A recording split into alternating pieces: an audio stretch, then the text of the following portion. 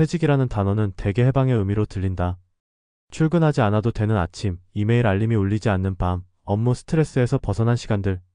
그러나 그 고요함은 단지 외부의 소음이 사라졌을 뿐이지 마음속 풍경까지 평화로워졌다는 뜻은 아니다. 오히려 회사라는 울타리가 사라진 자리에 마치 숨겨져 있던 내면의 목소리들이 하나둘 고개를 들기 시작한다. 퇴직 후 사람들은 뜻밖의 정적 속에서 이전까지는 느끼지 못했던 불안, 공허, 두려움과 마주하게 된다. 그것은 외부의 문제라기보다는 삶을 통째로 둘러싸고 있던 일이 빠진 자리에서 벌어지는 내면의 균열이다. 그 조용한 싸움은 남들이 보기에는 아무 일도 없어 보일지 모르지만 당사자에겐 무너지는 감정의 진동처럼 거세게 다가온다. 첫 번째 사례는 68세의 남성 이정호 씨다. 그는 대기업에서 기획 업무를 담당하며 수십 년을 살았다. 매일이 분주했고 시간은 늘 부족했다. 부서 간 협의, 보고서 마감, 회의와 출장으로 점철된 나날은 피곤했지만 그만큼 의미도 있었다. 그러나 퇴직 후 모든 것이 멈췄다. 처음엔 좋았다. 늦잠을 자고 아침에 음악을 들으며 커피를 내리는 시간이 좋았다. 하지만 일주일이 지나고 한 달이 지나자 그는 점점 무기력해졌다. 특히 하루 중 가장 견디기 힘든 시간은 아침이었다. 예전엔 출근 준비로 분주했던 시간이었지만 이제는 할 일이 없었다. 누구도 자신을 필요로 하지 않는다는 감각이 스멀스멀 마음을 파고들었다. 이 씨는 말했다. 나는 그냥 나 자신으로 있는 게 이렇게 불편할 줄 몰랐어요. 아무도 뭐라 하지 않는데 조용할수록 자꾸 불안이 밀려오더라고요. 그는 결국 지역 커뮤니티 센터의 사진 강좌에 등록하면서 겨우 숨을 돌릴 수 있었다. 무언가에 몰입하는 시간이 다시 생기자 그 정적 속의 불안도 조금씩 멀어졌다. 두 번째 사례는 66세 여성 윤경자 씨다. 그녀는 중학교에서 국어교사로 35년을 재직하다가 정년퇴직을 맞았다. 교사 생활 내내 학생들과의 관계, 수업 준비, 평가 업무에 쫓기느라 나라는 사람에 대해 돌아볼 여유가 없었다. 퇴직 후 그녀는 처음으로 자기만의 시간을 얻게 되었고 그 순간을 기대했다. 하지만 고요함이 길어질수록 낯선 감정이 그녀를 덮쳤다. 하루 종일 말을 하지 않아도 되는 날이 이어지자 자신의 존재가 흐릿해진다는 느낌이 들었다. 무언가를 가르치며 설명하며 이름을 불러주던 시간이 사라지자 그녀는 자신의 가치도 함께 사라진 것 같다고 느꼈다. 가족은 그녀의 변화에 크게 관심을 두지 않았고 오히려 이제 좀 쉬면서 살라는 말로 상황을 가볍게 넘겼다. 윤 씨는 어느 날 거실에서 멍하니 앉아있다가 문득 울음을 터뜨렸다. 그 이유를 정확히 알 순 없었지만 자신이 점점 지워지고 있다는 실감 때문이었다고 말한다. 이후 그녀는 퇴직 교사들이 모이는 독서 모임에 나가기 시작했고 그 안에서 오랜 시간 쌓여있던 외로움과 불안을 말로 꺼내며 조금씩 회복의 기미를 찾을 수 있었다. 세 번째 사례는 자영업에서 은퇴한 70세 남성 박현수 씨의 이야기다. 그는 서울 시내에서 작은 식당을 25년간 운영했다. 식당 일은 고되었지만 손님들과 나누는 짧은 대화, 식재료를 고르고 메뉴를 구상하는 일이 그에게는 삶의 에너지였다. 그러나 건강 문제로 식당을 접게 되면서 박 씨는 비자발적 은퇴를 맞았다. 문제는 바로 그 순간부터 시작됐다. 갑작스레 하루 종일 할 일이 없자 그는 의미 없는 시간 속에서 자신이 쓸모없는 존재가 된 듯한 기분을 지울 수 없었다. 무엇보다도 식당에 늘 함께 있던 아내와도 갈등이 잦아졌다. 박 씨는 늘 집에 있으면서도 아내와의 대화는 줄어들었다고 말했다. 자신이 할 수 있는 일도 없고 해줄 수 있는 말도 없었다. 정적 속에서 박 씨는 점점 초조해졌다. 밤마다 TV만 틀어놓고 앉아있는 시간이 길어졌고 잠도 쉽게 들지 못했다. 결국 그는 동네에 새로 생긴 노인 일자리 센터를 찾았다. 안내 데스크를 지키는 단순 업무였지만 사람들과 인사를 나누고 다시 명찰을 차는 일은 그의 내면에 커다란 울림을 주었다. 조용했던 삶에 다시 작은 리듬이 생겼고 그와 동시에 마음의 불안도 조금씩 물러나기 시작했다. 퇴직 이후의 시간은 겉보기엔 고요해 보인다. 더는 상사의 지시를 받지도 않고 회의 일정에 쫓기지도 않는다. 그러나 이 고요함 속에는 말로 설명하기 어려운 불안의 물결이 숨쉬고 있다. 정체성과 일상이 동시에 흔들리는 퇴직의 시간은 단순히 자유가 아니라 새로운 적응을 요구하는 시기다. 특히 직업을 통해 사회적 역할과 인간관계를 맺어온 이들에게는 이 고요함이 오히려 삶의 구심점을 빼앗아간다. 중요한 건 이 불안을 외면하지 않고 그 정적 속의 내면의 소리를 들으려는 태도다. 누구나 처음엔 막막하다. 그러나 일상 속 작은 루틴을 만들고 새로운 소속감을 느낄 수 있는 공간을 찾아가며 말 한마디라도 주고받을 수 있는 사람을 곁에 두는 것. 그것이 퇴직 이후 조용한 싸움을 이겨내는 방법일지도 모른다. 소음이 사라진 지금 우리는 이제야 진짜 자신의 내면과 대면하게 된 것이다. 퇴직은 끝이 아니라 새로운 시작이다.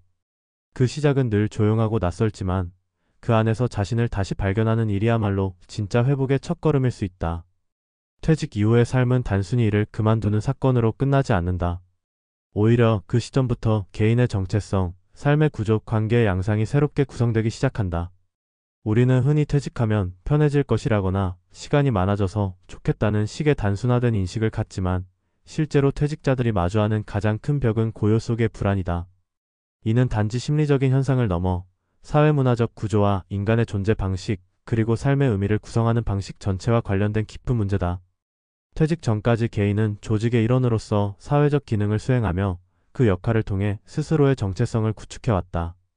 나는 교사다, 나는 기획자다, 나는 식당 주인이다라는 자기인식은 단지 직업을 의미하는 것이 아니라 그 사람의 하루를 어떻게 보내는지, 어떤 사람들과 관계를 맺는지, 어떤 대화를 나누는지를 규정짓는 매우 중요한 기반이었다. 그런데 그 모든 것이 하루아침에 사라진다. 출근하지 않아도 되고 누군가에게 설명할 일도 보고할 일도 없다. 더는 자신을 직업으로 설명할 필요가 없는 시간 속에서 사람들은 질문을 받게 된다. 이제 나는 누구인가? 퇴직은 바로 이 정체성의 빈자리를 마주하게 만드는 통과 의례이다. 그리고 그 빈자리는 생각보다 크고 깊다. 특히 한국 사회는 일과 생산성을 인간 가치의 중심에 두는 구조다. 무언가에 기여하고 있다는 감각이 곧 존재의 의미와 연결되는 사회에서 일을 하지 않는다는 상태는 곧바로 무의미 혹은 무가치로 인식되기 쉽다. 이것이 퇴직자들 사이에 만연한 자존감 저하와 존재 불안의 근본적 이유다. 게다가 대부분의 퇴직은 준비되지 않은 상태에서 맞이하게 된다. 퇴직을 앞두고 장밋빛 미래만을 상상한 사람들은 오히려 더 큰 충격에 휩싸인다. 고요함이 자유로 느껴지기보다는 멍한 무기력으로 다가오고 여유는 활기를 주기보다는 방향 잃은 시간을 흘려보내는 통로가 된다. 그 결과 이전까지는 무시하거나 감추고 있던 내면의 불안이 비로소 들리기 시작한다. 그 불안은 다양하다. 경제적 불안, 신체적 노화에 대한 두려움, 사회적 고립에 대한 공포, 가족 내 역할 변화에 따른 혼란까지. 그러나 무엇보다도 깊고 날카로운 불안은 나는 이제 더는 누군가에게 필요하지 않다는 감각이다. 이는 인간 존재가 가지는 가장 본질적인 고립감과 맞닿아 있다. 지금까지는 일과 역할로 가려졌던 존재의 본질이 퇴직이라는 정적 속에서 고스란히 드러나는 것이다. 이런 시기에 퇴직자들은 새로운 삶의 구조를 재정비할 필요가 있다. 첫째는 일상의 리듬을 재구성하는 것이다. 직장에 다닐 때 우리는 의식하지 못했지만 출근과 퇴근, 점심시간과 회의시간 등은 우리 삶의 일종의 기둥 역할을 해왔다. 퇴직 이후 그 시간표가 사라지면 하루가 무너진다. 그래서 새로운 일상 루틴을 만들 필요가 있다. 단순한 산책, 정해진 독서 시간, 취미활동의 고정화는 하루의 틀을 다시 세우는 데 도움이 된다. 둘째는 의미 있는 역할을 스스로 설정하는 것이다. 사회가 주는 직책은 사라졌지만 개인이 만들어가는 역할은 여전히 가능하다. 손자, 손녀의 보호자, 지역사회 봉사자, 아파트 정원 가꾸기 담당, 독서 모임 리더 등은 대단한 것이 아닐 수 있지만 지속 가능한 의미를 부여하는 데 매우 효과적이다. 중요한 것은 누군가 나를 다시 필요로 하기 시작하는 것이다. 셋째는 감정의 흐름을 인식하고 말로 표현하는 훈련이다. 대부분의 퇴직자들은 오랜 시간 감정을 억누르고 살아왔다. 일이 감정을 막는 방패가 되었고 회피의 도구가 되기도 했다. 그러나 퇴직 후 그 방패가 사라지면 억눌린 감정이 물처럼 흐르기 시작한다. 이때 자기 감정을 있는 그대로 바라보는 연습, 일기를 쓰거나 누군가에게 털어놓는 행위는 마음의 평형을 회복하는 데 중요하다. 특히 자신과 비슷한 처지에 있는 사람들과의 소통은 서로의 불안을 공유하고 다독이는 힘이 있다. 넷째는 신체활동과 건강관리다. 많은 퇴직자들이 퇴직과 동시에 건강이 급격히 나빠졌다고 말한다. 이는 단지 나이의 문제가 아니라 활동량과 삶의 긴장도가 급격히 떨어진 데 따른 심리적, 생리적 반응이다. 정기적인 운동은 단지 신체 건강만을 위한 것이 아니다. 스스로를 돌보고 있다는 감각은 자존감을 회복하고 삶의 에너지를 공급한다. 다섯째는 경제적 구조를 다시 정리하는 것이다. 퇴직 후 수입이 줄어드는 건 당연한 일이다. 중요한 것은 그 줄어든 수입을 기준으로 생활을 설계하고 불필요한 지출을 줄이며 소소하더라도 자신이 책임지고 감당할 수 있는 경제적 구조를 만드는 일이다. 이는 단지 돈의 문제가 아니라 자율성과 주체성의 회복과 관련되어 있다. 자신이 직접 생활을 설계하고 조절한다는 감각은 삶의 중심을 다시 세우는데 중요한 역할을 한다. 이 모든 과정은 쉬운 일이 아니다. 때로는 눈물이 날 만큼 외롭고 막막할 수 있다. 그러나 그 조용한 싸움은 결코 헛되지 않다. 고요함은 불안을 드러내지만 동시에 내면의 소리를 더 또렷하게 들을 수 있게 해준다. 그 소리를 무시하지 말고 그 안에서 내가 진짜 원하는 것이 무엇인지, 어떤 삶을 살고 싶은지 조심스레 물어보는 시간.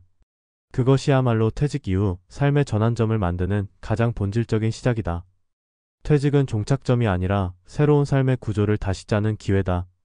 이전까지는 일이라는 틀 안에서 남이 짜준 대로 움직였다면 이제는 자신이 스스로 틀을 만들어야 한다. 더 어렵고 더 느리고 더 불안하지만 그만큼 더 자기 자신에게 가까워지는 여정이기도 하다. 소음이 사라지자 내 안에 불안이 들리기 시작했다는 말은 단지 고통의 표현이 아니라 이제야 비로소 자신과 진짜로 대면할 수 있게 되었다는 선언일지도 모른다. 그 고요한 싸움 속에서 우리는 다시금 묻는다. 나는 누구였는가? 그리고 앞으로 누구로 살아갈 것인가? 이 물음은 때로 아프지만 그만큼 가치 있다. 그리고 바로 이 질문의 연속이 진짜 은퇴 이후의 삶을 시작하게 만드는 길이 된다.